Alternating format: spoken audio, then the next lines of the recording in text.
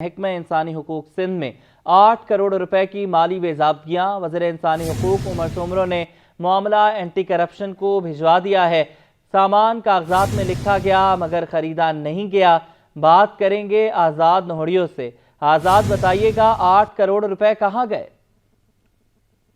जी बिल्कुल, ये मामला महकमा दराए इंसानी हुकूक का, जहां पर मुबैना तौर पर 8 करोड़ रुपए से ज्यादा की माली बेज़ाब्तियों का इंकशाफ किया। ये इंकशाफ निगरान सूबाई वज़ीर कानून इंसाफ इंसानी हुकूक उमर सुमरो की जानब से किया गया है। उन्होंने बाकायदा तौर पर तहरीरी तौर पर एक खत जो है महकमा एंटी करप्शन सिंध को अरसाल किया, जिसमें लिखा गया है कि महकमा ह्यूमन राइट्स कंप्लेंट सेल के जारी होने वाले करोड़ रुपए के फंड्स में करप्शन का मामला है। इसकी जो तहकीकात की जाए। उन्होंने इल्जाम आयद किया कि computer server, CCTV monitoring, scanner, device, Windows licence और दीगर सामान की खरीदारी में बड़े पैमाने पर करप्शन की गई है।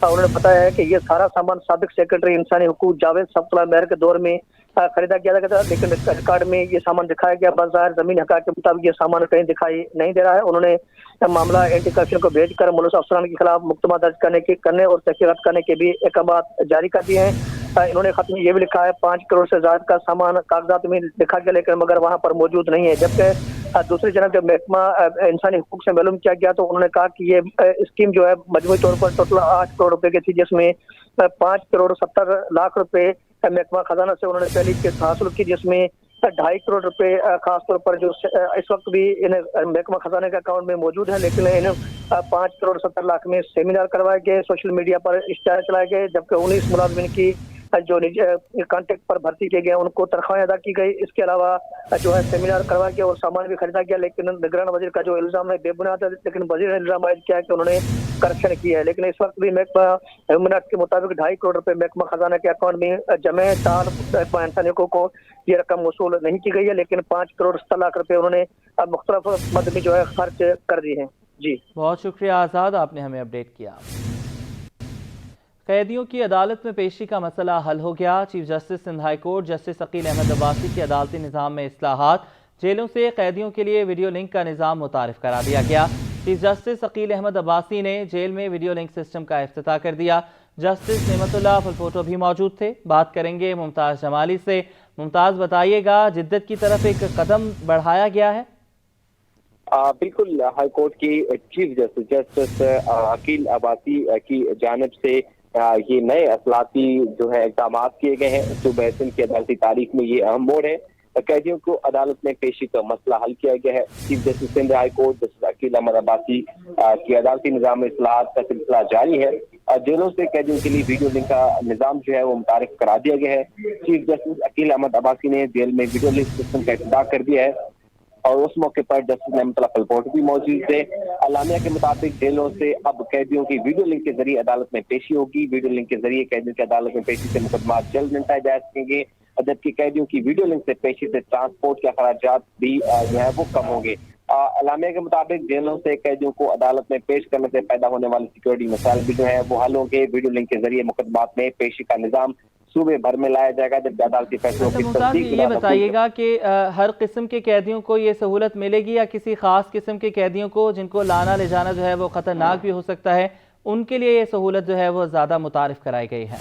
के लिए बोर्ड ऑफ रेवेन्यू से भी मिलकर काम कर रहे हैं। अलामे के मुताबिक ये भी कहा गया है कि बुकला और साइलिन को तस्दीक के अमल में जो है हाल रुकावटें दूर की जा सकें, इसलिए सिंध हाई कोर्ट जो है वो महकमा बोर्ड ऑफ रेवेन्यू से जो है मिलकर काम कर रहा है। जबकि सिंध हाई कोर्ट के इन इक़दाम का मकसद साइलिन की बर वक्त इंसाफ की फराहमी है। जी मुमताज़, ये बताइएगा कि जो ये मुतारिफ करवाई गई है सहूलत, ये किसी खास किस्म की कैटेगरी के मुल्ज़िमान को दी जाएगी या हर किस्म के मुल्ज़िमान पर ये जो है सहूलत नाफिज होगी?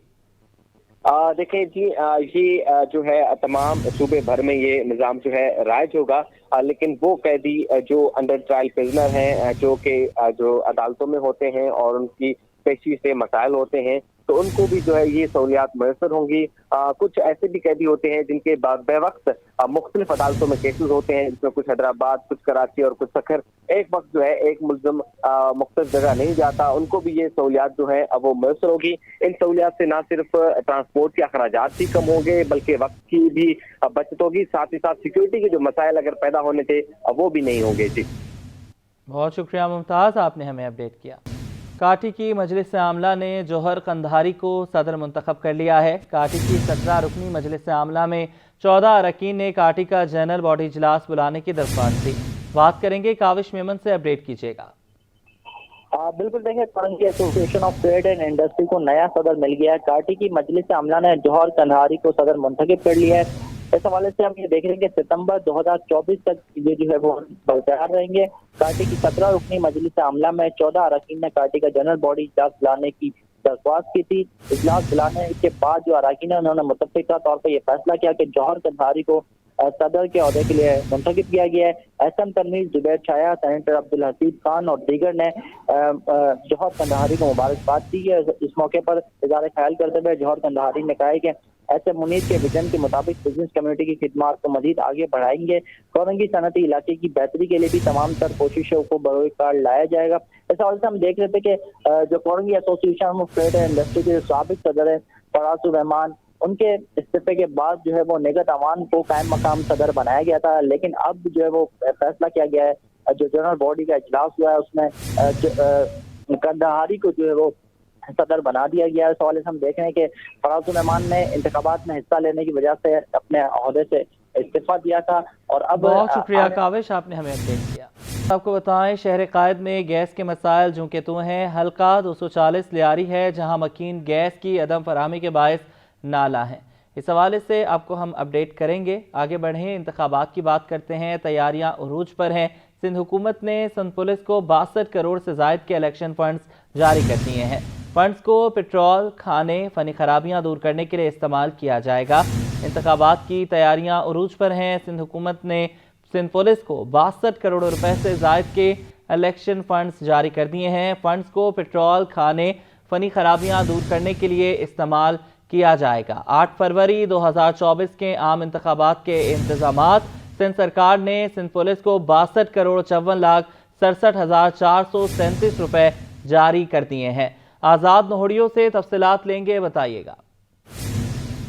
जी बिल्कुल, सिंध सरकार ने 8 फरवरी 2024 को होने वाले आम इंतखाबात के इंतजाम के हवाले से सिंध सरकार ने सिंध पुलिस को 62 करोड़ 54,67,437 रुपए जारी कर दिए हैं। रकम पुलिस के की जो खुराक, पेट्रोल, गाड़ियों की किराए, मावन फोर्स के लिए जारी किए गए हैं, जबकि पुलिस के खाने की मद में 21 करोड़ 2,84,674 रुपए जारी किए गए। पेट्रोल की मद में 14 करोड़ 80,52,037 रुपए जारी किए गए हैं। मावन फोर्स के लिए 11 करोड़ 62,05,310 रुपए जारी किए गए हैं।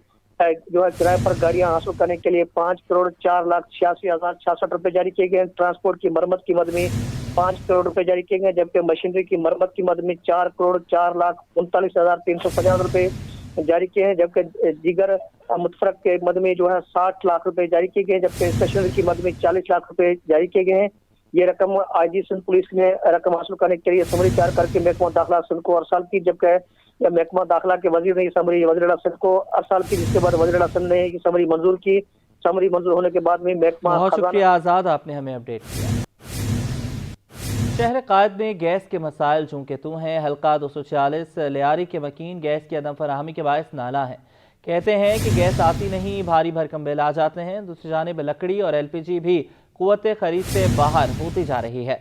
बात करेंगे आयमा खान से। आयमा, अपडेट कीजिएगा।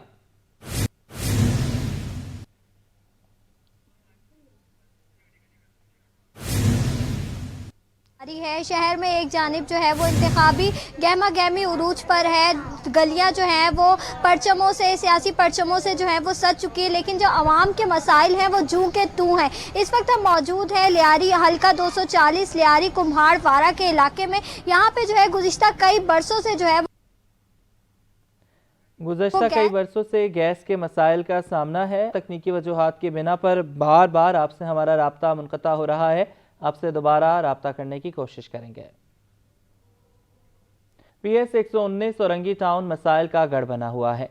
गैस जहां गैस और बिजली बहरान उरूज पर हैं। मजीद बताएंगे रिजवान अहमद। जी बिल्कुल, 2,47,000 से जायद वोटर्स पर मुश्तमिल इलाका औरंगी टाउन नंबर 1, जो कि सूबाई असम्बली के हल्का PS 119 का जो है हिस्सा है, और यहाँ पे कौमी असम्बली का हल्का लगता है NA 245। यहाँ अगर बात की जाए मसाइल की, तो गुंजान आबाद ये इलाका है और दिलचस्प बात यह है कि यहाँ पे मर्द और ख़वातीन वोटर्स की तादाद तकरीबन यकसां है। ख़ास तौर पे कारोबारी तबका सबसे ज़्यादा मुतासिर है, इंफ्रास्ट्रक्चर तबाहाल है। शहरी एक मौजूद हैं, इनसे बात करते हैं। बताइएगा सर, यहाँ पे कौन कौन से ऐसे मसाइल हैं जो आप समझते हैं कि आने वाले मुंतखब नुमाइंदे उसको हल करें? सर यहाँ पर तो समय पहला जो मसला है लोड शेडिंग का, 12 घंटे दिन में लाइट नहीं होती यहाँ पर। लाइट का इतना मसला है। गैस आधा घंटा आती है, फिर 6 घंटे के लिए गायब रहती है। और क्या नाम, बिल जो है ना डबल टिबल आ रहा है इसका। सर यहाँ पर पानी आता ना तो यहाँ पर नदी बन जाती है, यहाँ पर जाने का रास्ता ही नहीं, तो पैदल चलने का रास्ता नहीं होता। ये गटर भर जाता कोने पे, जो सेक्टर यहाँ पर इतना पानी होता है, यहाँ पर हर चौथे दिन पानी यहाँ भरा हुआ होता है। सड़कें वगैरह कैसी हैं यहाँ पे, बनती भी हैं नहीं बनती? सड़कें सालों में बन गई, वरना तो ये इतने सालों से ऐसी पड़ी हुई है सड़कें। आप क्या समझते हैं कि जो मुंतखब नुमाइंदे आए हैं वो आने के बाद कौन सा ऐसा मसला है जिसको फौरी हल करें? गैस का, बिजली का, पानी का, ये जो गटर सेवरेज का लाइन है जो चौकोई में, ये मसला हल करें बिल्कुल पूरा। बिल्कुल वही बल्दियाती मसाइल हैं जो कि बल्दियाती नुमाइंदे हल नहीं कर पा रहे हैं और शहरी इदारे काम नहीं कर पा रहे हैं। आने वाले अरकान कौमी व सूबाई असम्बली से औरंगी टाउन नंबर 1 के बासी भी यही उम्मीदें लगाए हुए हैं कि उनके बुनियादी मसाइल जो है वो हल किए जाएँ। जी। NA 243 बाबा आइलैंड के अवाम सेहत की सहूलतों से महरूम है। माजी में आइलैंड पर अस्पताल था जो बंद करके डिस्पेंसरी बना दी गई है। डिस्पेंसरी में डॉक्टर्स हैं, ना ही कोई सहूलत। मजीद जानेंगे जुनैद जावेद से, बताइएगा। हल्का NA 243 में इस वक्त मैं मौजूद हूँ, जहाँ पर माजी में सेहत के हवाले से कोई काम नहीं किया गया। मेरे कैमरामैन गुलफाम शेख दिखाएंगे कि इस जानिब बड़ी बड़ी लांचें खड़ी हुई हैं, क्योंकि ये जेटी है और बाबा का जो है ये बाबा आइलैंड कहलाता है ये इलाका। और यहाँ पर से जो है वो बहुत सारे लोग जब इलाज की ज़रूरत होती है तो कराची शहर की जानिब जो है वो रुख करते हैं। यहाँ पर अगर आप देखें कि वो इमारत है जो कि माजी में पहले कभी सरकारी अस्पताल हुआ करता था, लेकिन अब इस इमारत की हालत यह है कि यहाँ पर तमाम ही अस्पताल की जो दीवारें हैं उससे प्लस्तर उखड़ते हुए दिखाई दे रहे हैं और अब इसको जो है वो मरकज़ हिफाजती टीका जात जो है वो बना दिया गया है। यहाँ पर एक शहरी मौजूद हैं, हम इनसे बात करते हैं। यह मुकामी है। भाई, आप यहाँ पे कब से रह रहे हैं, कितने सालों से आप यहाँ पर रह रहे हैं? और ये पहले सरकारी अस्पताल हुआ करता था, तो क्या हुआ, बंद क्यों हो गया? बेटा, ये पहले सरकारी अस्पताल था, लोग गया, उसके बाद ये इंस्टीट्यूट बना दिया। क्यों? अभी यहाँ पे लोग जो दवाई के लिए आते हैं तो कोई अच्छी दवाई तो पहले मिलती नहीं है। बड़ी बात ये अमला तो चलो उसका होता है, समझो सुबह से 8 से लेके 12 बजे के बाद वो चले जाते। उसके बाद हर कोई बंदा आएगा, बोलेगा यार मेरे को शफा मिलेगा तो मैं डॉक्टरों के पास आऊँ। अभी डॉक्टर भी क्या बोलेगा, बेचारा उन लोगों को भी आगे से नहीं मिल रहा है या क्या नहीं हो रहा, तो आलमुल गैब। देखिए, हम लोग के लिए तो हर जगह पे आज़ाब ही आज़ाब है बेटा। बड़े अफसोसनाक बात है कि यहाँ पर माजी में तवज्जो नहीं दी गई। अगर बात करें पीपल्स पार्टी की गवर्नमेंट की, तो इसी हलके से मुंतखब होने वाले जो रुकन कौमी असम्बली थे कादर पटेल साहब, वो जो है यहाँ पर साबिक जो है वो सूबाई वज़ीर सेहत भी रहे हैं, वफाकी वज़ीर सेहत रहे हैं, लेकिन उन्होंने भी अपने हलके में सेहत के हवाले से, अस्पतालों के हवाले से कोई बड़े काम नहीं करवाए। हत्ता कि यहाँ पर एक डॉक्टर भी जो है वो यहाँ पर तैनात नहीं करवा सके। जी। NA 248 new Karachi sector 11G में मसाइल के अंबार लग गए। बिजली, गैस, पानी और सीवरेज के मसाइल ने मकीनों की जिंदगी अजीरन कर दी है। मजीद बताएंगे फारहान खान। जी बिल्कुल, इंतखाबात की गहमा गहमी जहाँ उरूज पे है, वहीं लोगों के मसाइल जो हैं ताहाल हल तलब है। इस वक्त जो है कौमी असम्बली की नशिस्त NA 248 new Karachi sector 11G के अंदर मौजूद हूँ। नाम से तो ये इलाका न्यू कराची है, लेकिन मसाइल जो है वही पुराने हैं। इस वक्त जो है कुछ इलाका मकीन में हमारे हमरा मौजूद है, इनसे भी तफसीलात लेते हैं। सर, मुझे बताइएगा इस वक्त इलाके में जो है वो क्या क्या बुनियादी मसाइल? देखिए जी, वाटर एंड सेवरेज का बड़ा यहाँ पे मसला है। आए दिन जो है गटर भरते रहते हैं। फिर सफाई का बड़ा फुकदान है। आप यहाँ से वहाँ तक देखें, मतलब कहना सफाई जो है ना वो हफ्ते में 1 दिन आते हैं स्वीपर, झाड़ू वगैरह, वो भी थोड़े से इलाके की लगाते हैं, ज़्यादा इलाके की लगाते भी नहीं है। पानी यहाँ पे हफ्ते में 1 हफ्ता देते हैं, 15 दिन बंद कर देते हैं लोग। फिर जो ना मारे फिरते हैं लोग पानी के लिए। बिजली की यहाँ पे ये कंडीशन है, 3 घंटे आती है, 1.5 घंटे आती है, 3 घंटे जाती है और रात को तक रहती है 2 बजे से लेकर सुबह 11 बजे तक। तो 12 घंटे की लोड शेडिंग यहाँ पर चल रही है। और गैस जो है वो समझो कभी आती है कभी नहीं आती। मुझे बताइएगा कि इस नाम से न्यू कराची है और बुनियादी मसाइल से जो है वो तकरीबन घिरा हुआ है, तो क्या समझते हैं आने वाले इंतखाबात में न्यू कराची के हालात कौन बदलेगा? क्योंकि जो है बहुत सारे कैंडिडेट यहाँ से जो है वो स्ट्रॉन्ग उम्मीदवार खड़े होते रहे, क्या मसाइल हल नहीं हुए कभी? देखिए जी, यहाँ पर तो जो भी आया उसने अपनी हिसाब किताब बनाया। बाकी कौम के मसाइल, ये इलाके के मसाइल किसी ने हल नहीं किए। हमारी कौम के मसाइल हल करने वाला कोई नहीं है। जो भी यहाँ पर अगर कोई लीडर आता है वो ज़्यादातर मेरा ख्याल है अपने हिसाब किताब बनाते हैं। वो गरीब आता है और करोड़पति होकर चला जाता है। जी बिल्कुल, इस वक्त जो है हमारे साथ इलाका मकीन भी मौजूद है, इनसे भी आपसे तफसीलात सुनी। जो भी आया है इस हल्के से, उन्होंने सिर्फ ना सिर्फ यहाँ से सिर्फ वोट लिए हैं, मसाइल पे कभी कोई बात नहीं करी। इस हल्के से मैं NA 248 की नशिस्त से उम्मीदवारों की बात करूँ तो पीपल्स पार्टी के जो है वो हसन खान और MQM पाकिस्तान के जो है वो खालिद मकबूल सिद्दीकी इस वक्त जो है वो मद्दे मुकाबिल हैं, लेकिन न्यू कराची के मसाइल जो है वो ताहाल हल तलब हैं। महंगाई ने इलेक्शन की तैयारियों को भी मुश्किलात से दोचार कर दिया। शहर कायद में बैनर्स और पैनाफ्लेक्सेस के कारोबार से वाबस्ता अफराद नाखुश दिखाई देते हैं। अयाज राना की रिपोर्ट। इलेक्शन की तैयारियों और उम्मीदवारों की तशरीही मुहिम के लिए लगाए जाने वाले बैनर्स और पैनाफ्लेक्स बनाने वाले परेशान। पैनाफ्लेक्स बनाने वालों का कहना है कि बल्दियाती इलेक्शन के मुकाबले में काम बहुत कम है। 5 साल इंतजार के बाद भी काम नहीं है। इस दफ़ा हमारा कारोबार बिल्कुल ना चलने के बराबर है। हम ये देख लें, आपके सामने बैठे हुए 50-100 झंडे छाप के पूरा हिसाब हो रहा है। पैनाफ्लेक्स का काम भी इस दफ़ा जो है पहले ऐसा नहीं हो सका, तो काम बिल्कुल नहीं है। कोई गहमा गहमी हमारे हिसाब से नहीं है। पीछे जो हम UC के इलेक्शन है शायद उसमें इससे ज़्यादा काम कर देते थे। अभी ये कि लोग आ रहे हैं, डिज़ाइनिंग करवा रहे हैं, सोशल मीडिया पे चलानी है, ऐसे बनवा के ले जाते हैं, यही चल रहा है अभी बस। जबकि हाथ से लिखने वाले बैनर्स के पेंटर्स का कहना था कि अब हमारा काम तो खत्म हो गया, लोग अब पैनाफ्लेक्स ही बनवाते हैं। ये 5 इलेक्शन आना कर चुके हैं, मगर इस इलेक्शन में वो गहमा गहमी वो काम नहीं है। वो क्योंकि बड़े बड़े पोस्टर, बड़े बड़े स्क्रीनें, बड़े बड़े पैनाफ्लेक्स वगैरह लगाए जाते थे इमारतों पे इधर उधर, अब वो सिस्टम नहीं है, इसलिए कारोबार भी ज़रा इतना नहीं है। प्रिंटिंग के कारोबार से वाबस्ता अफराद का कहना है कि इलेक्शन की तैयारियों के इतने बुरे हालात पहले कभी नहीं देखे। कैमरामैन अजरान चीपा के साथ अयाज राना, सिटी 21। कराची चैम्बर ने के इलेक्ट्रिक की उजारादारी खत्म करने का मुतालबा कर दिया। नायब सदर तनवीर बारी कहते हैं कि पावर सप्लाई के लिए 1 से ज्यादा कंपनियां होनी चाहिए। मजीद बताएंगे काविश मेमन। आप बिल्कुल देखें, नेपरा ने 20 साल के लिए के इलेक्ट्रिक को बिजली की तकसीम का लाइसेंस जारी कर दिया है। इस हवाले से हम देख रहे हैं कि बिजनेस कम्युनिटी और सियासी जमातों की जानिब से भी इस पर अपने रद्द-ए-अमल का इजहार किया जा रहा है। कराची चैम्बर इस पर क्या मौक़िफ़ रखती है, हमारे साथ नायब सदर मौजूद हैं, उनसे बात करते हैं। नेपरा ने हियरिंग की थी इसके हवाले से, तो हमने ये कहा था कि जो बहुत सारे मामलात हैं हमारे, जो ताजिर बिरादरी के, चैम्बर के, कंज्यूमर्स के जो मामलात हैं, पहले इनको ठीक किया जाए, उसके बाद लाइसेंस दिया जाए। लेकिन नेपरा ने जो है वो हमारी बात को जो है दरगुजर कर दिया। देखिए 2005 में जो है कि इलेक्ट्रिक जो है प्राइवेटाइज हुई थी, और अभी आप ये देखें कि अगर आप इसका दौर देखें तो उसमें जो है कराची अभी भी 30% जो है लोड शेडिंग होती है, और सारे जो है वो चोर नहीं होते, सारे जो है वो डिफ़ॉल्टर्स नहीं होते, सिर्फ 5 से 10% लोग होते हैं, लेकिन 20% को जो है कि इलेक्ट्रिक्स को सज़ा देती है। उसके अलावा आप ये देखें कि पूरे पाकिस्तान में डिस्कोस के मुकाबले में कि इलेक्ट्रिक को सबसे ज़्यादा सब्सिडी दी जाती है, जबकि ये प्राइवेट कंपनी है तो अभी भी इसको जो है सब्सिडी दी जा रही है। तो क्यों दी जा रही है, मेरी समझ से बाहर है। इससे कंज्यूमर्स को क्या फ़ायदा है। इनएफिशिएंट प्लांट्स जो उन्होंने चलाए, और कराची के कंज्यूमर को जो है भारी जो है FCA जो है अदा करना पड़ा। अभी भी सूरत हाल ये है कि इनका जो है 7 ईयर्स का इन्होंने इन्वेस्टमेंट प्लान जो है जमा कराया है, तो अब मुझे नहीं पता कि ये 7 साल जो है कितने सालों में ये पूरा होगा। और अभी भी लगता तो ये है कि अभी अगले सालों में कंज्यूमर को या ताजिर बिरादरी को के इलेक्ट्रिक से कोई फ़ायदा नहीं होगा। और ये देखें, कराची जो है ये 2.5 से 3 करोड़ की आबादी का शहर है, उस पर के इलेक्ट्रिक की एक कंपनी की इजारादारी चल रही है, जो नहीं होनी चाहिए।